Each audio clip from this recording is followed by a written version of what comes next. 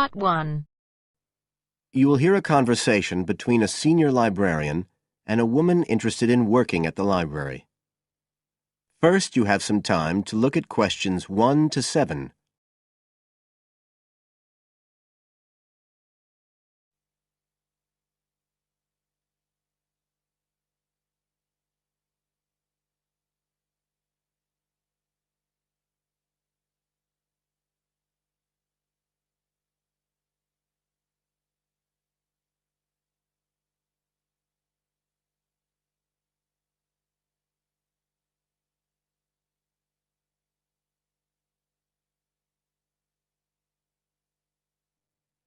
Listen carefully and answer questions 1 to 7.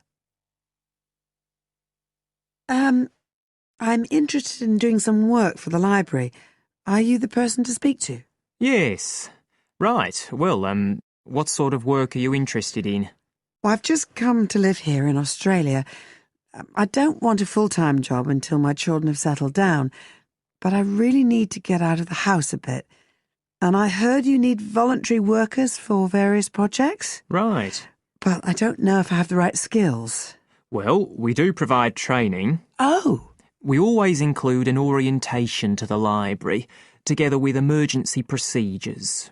That's fire regulations, emergency exits, first aid so you can cope with accidents or sudden illness.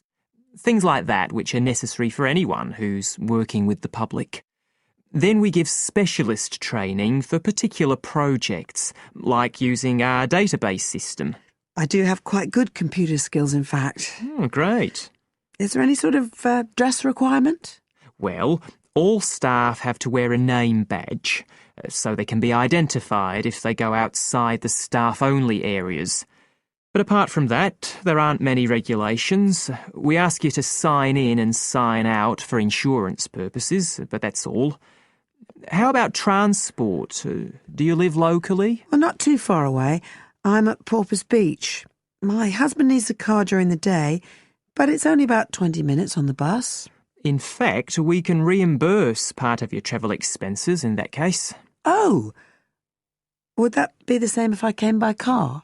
No, because parking is such a problem here.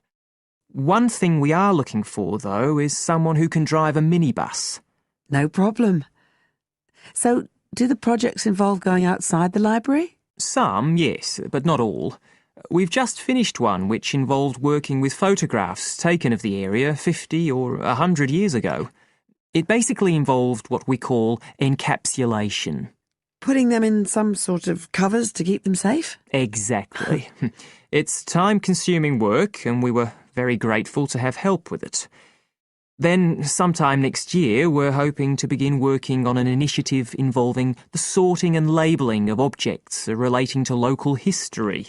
We'll be needing help with the cataloguing. Oh, I'd definitely be interested. How about at present? Well, we have a small team who work to support those who are unable to read. Working with the blind? Yes, or other groups who have reading difficulties. We provide volunteers with equipment so that they can take books home with them and read them aloud onto CDs. We're gradually building up a collection that can be lent to those who need them. I can see it would be useful, but I'd really like to do some sort of work where I can get the chance to meet people. How about reading stories to children? That's done by our regular staff. But we do have another project. It's a very long-established scheme which involves helping those who are unable to have direct access to the library. Oh, I noticed someone with a trolley of books when I was at the hospital last week. That sort of thing. That would have been one of ours, yes. It's one of our most popular services.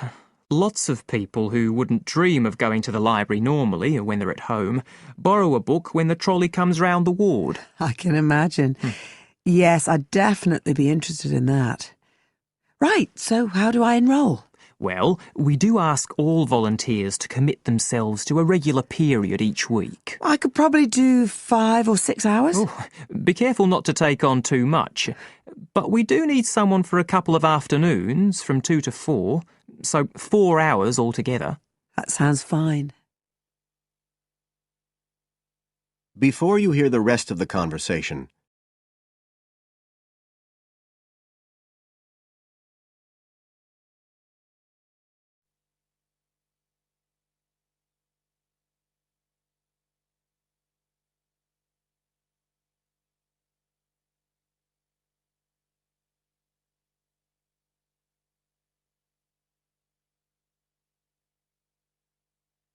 Now listen and answer questions 8 to 10. Right, so here's the application form. It asks the usual questions, name and address and telephone number. You also need to fill in details of who we should get in touch with in case of any accident or problem like that. We do need to have that filled in. And there's a space for date of birth, but that's only if you're over 75, so we won't worry about that. No. Oh, it asks for qualifications. Do I need to provide certificates? They're not necessary. We'll need the names of 2 referees, not relatives or family members, obviously. What else? Signature of parent or guardian. That won't be necessary, as I assume you're over 18. Yes. What's this? It says civil conviction check. That's a document we have to provide by law for those working on projects involving children, so we won't need it in your case. But you will need to sign this separate document. That's a copy of commitment. It's basically an agreement to work according to the library guidelines. So, if you'd like to fill this all in, you can do it here or take it home, whichever you prefer. I'll take it home if that's okay. Right, well, thank you for your time. That is the end of part 1. You now have half a minute to check your answers.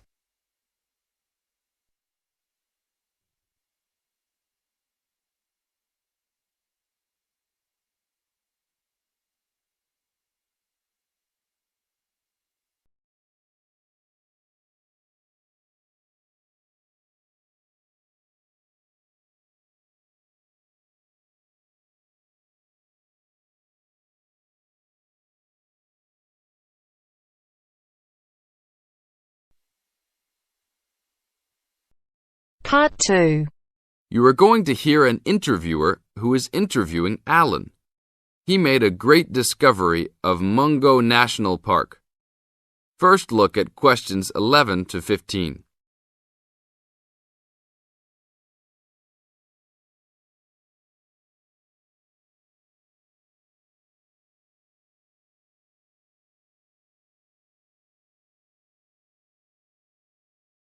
As you listen to the first part of the interview, answer questions 11 to 15. An event occurred in 1996 over a period of 3 days that attracted considerable attention at the time and led to a new find in Mungo National Park, which is the focal point of the Willandra Lakes World Heritage Area in New South Wales, Australia. I talked to Alan Moore, the organizer of this trip, about his experience. Alan, what was the purpose of your trip? Well, as you know, I love the outback and lead tours of people wanting to go into more remote parts of the country. However, I thought it was time for me too to have a holiday. So I packed up my family and we went to Mungo National Park. Why did you choose this location? It holds a record of Aboriginal life stretching back over 40,000 years. And of course, I wanted my young kids to be amazed by the main feature of the park, the remarkable Walls of China, as they're called, where wind and water erosion have exposed this long history. I see. What was the weather like? It was unusual for that time of year. The rain was just one continual downpour after another. We were always soaked to the skin. So we decided to cut our holiday short and only stayed 3 days in the end. However, it was eventful. The obvious problem was to get back to the nearest town, a small place called Burunga. But the dirt roads out there are always impassable after rain, so we settled down for a long, wet wait in the park. We didn't really mind because the scenery was so interesting.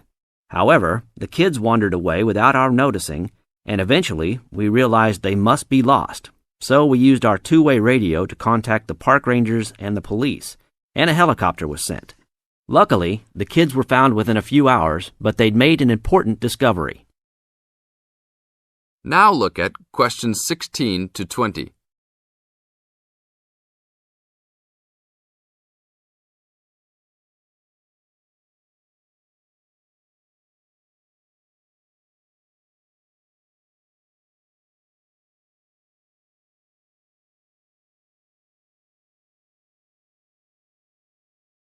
As the talk continues, Answer questions 16 to 20.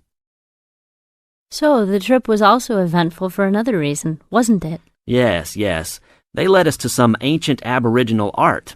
The kids had taken shelter in a very small, low cave that was difficult to see from the outside. We were lucky to have another family camping in our location. When they heard us calling the kids, they immediately helped us search for them, and as the hours went by, they also provided us with much-needed support and encouragement. We really appreciated their help, and as we were already soaked through after looking for the kids for a couple of hours, they even made sure we had enough dry clothes to wear.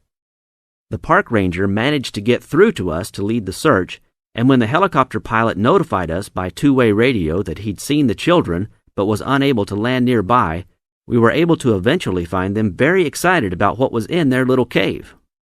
And what did you think of their cave? Well, after squeezing in, I must say I was impressed, and managed to take a few photos of it before we left. There were many faint markings and dots on the wall. It was difficult to tell what they represented because they were so small, but people from the museum who have since visited there said the markings were similar to some other findings in the area, and later confirmed they were very old. Although it's now a protected site, the children like to call it their cave, and are allowed to visit it when a ranger can go with them. Thank you, Alan.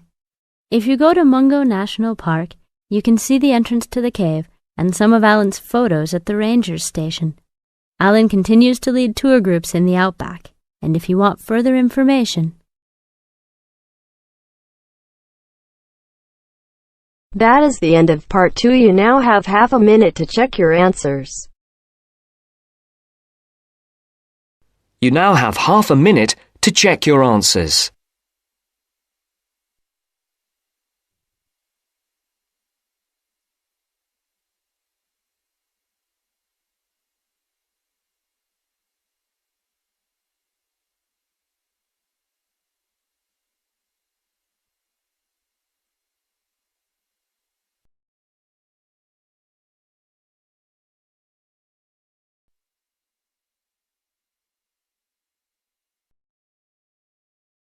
Now turns to part 3. Part 3. You will hear a discussion between a student, Aldo, and his supervisor, Dr. Hurst, about his research assignment. First, you have some time to look at questions 21 to 23.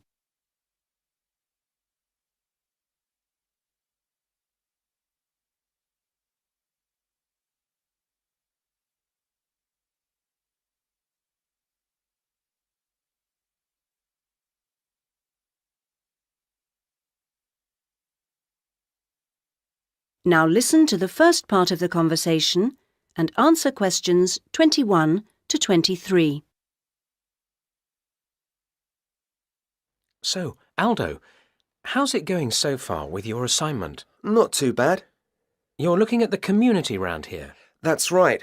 How people perceive the community they are in. Have you made much progress? I conducted quite a lot of interviews on the street with local residents. Their responses are interesting. I haven't got quite as many yet as I'd like.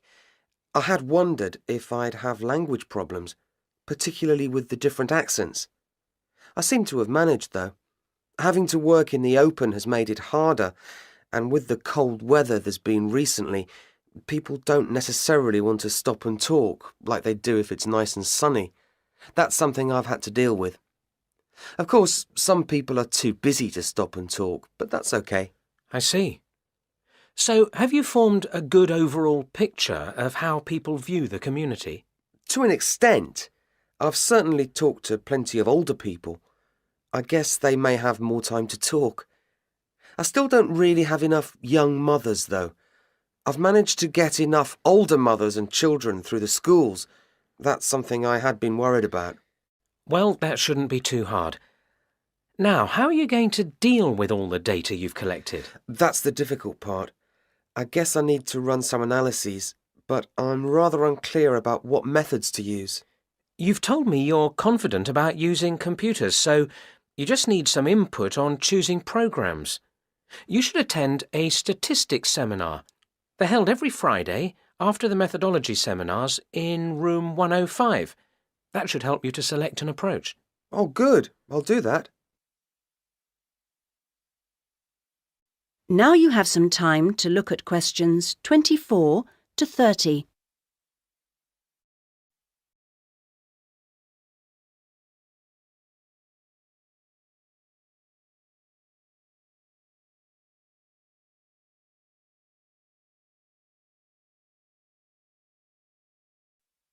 Now you have some time to look at questions 24 to 30. Meanwhile, let's hear something about what you've learned. Yes, I talked to a number of residents. Good.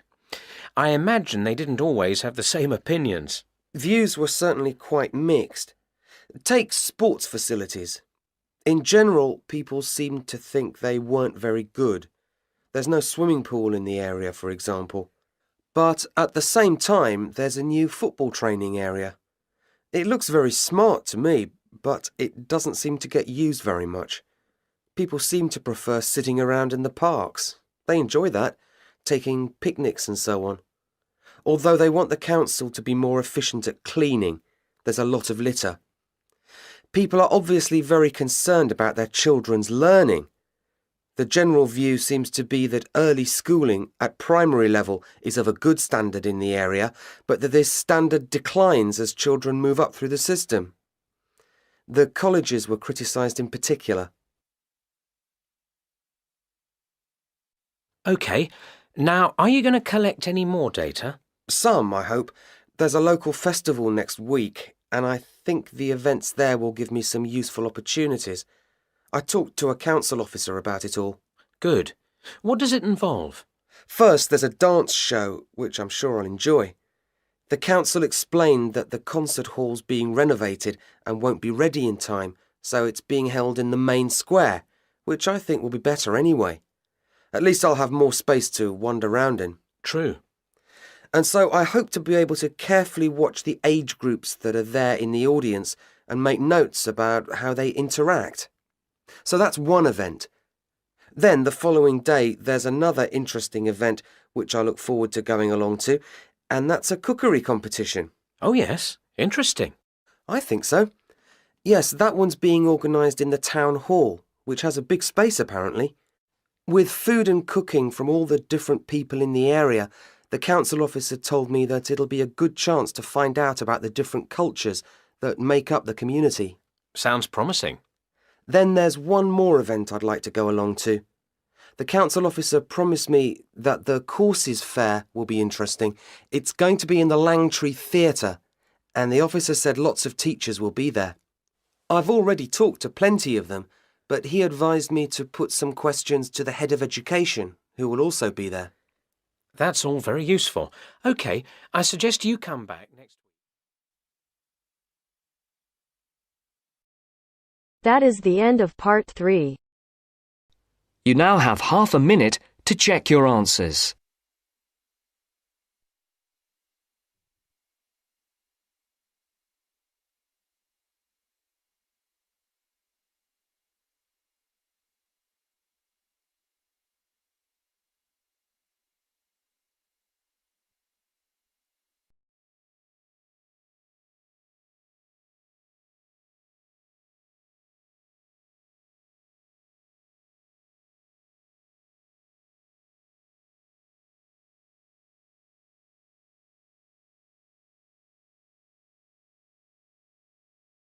You are going to hear the first part of a lecture on American culture and American customs. First, you have some time to look at questions 31 to 40.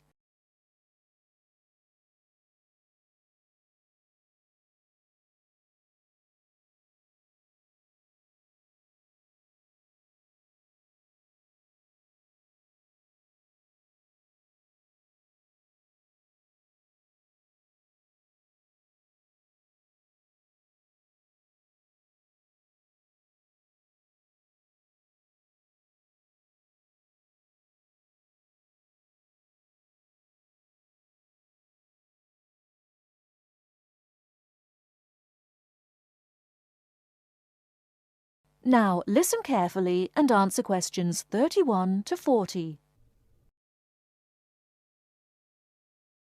Well, last week we talked about American education, and today I'm going to discuss American values, characteristics, personal habits and courtesies.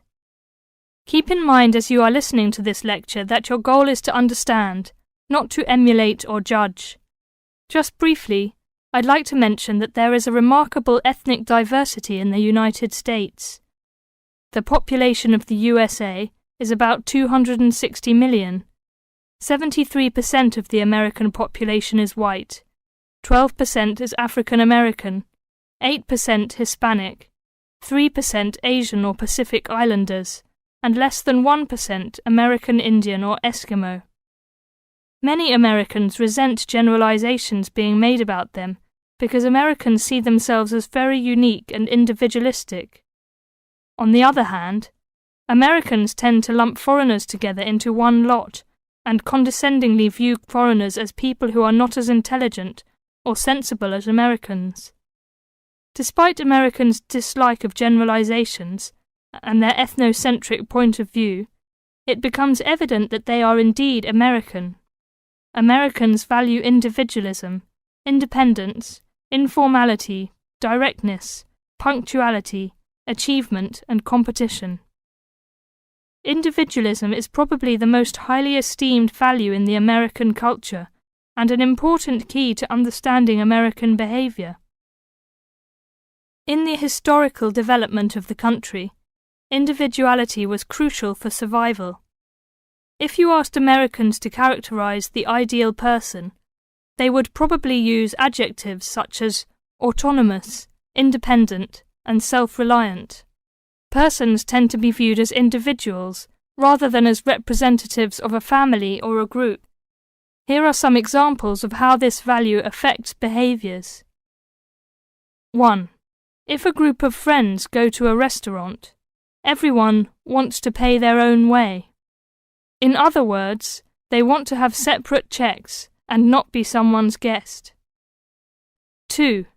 In friendships, which seem to initially develop more quickly in the US than in other cultures, the Americans may feel uncomfortable if you give them more help than they need.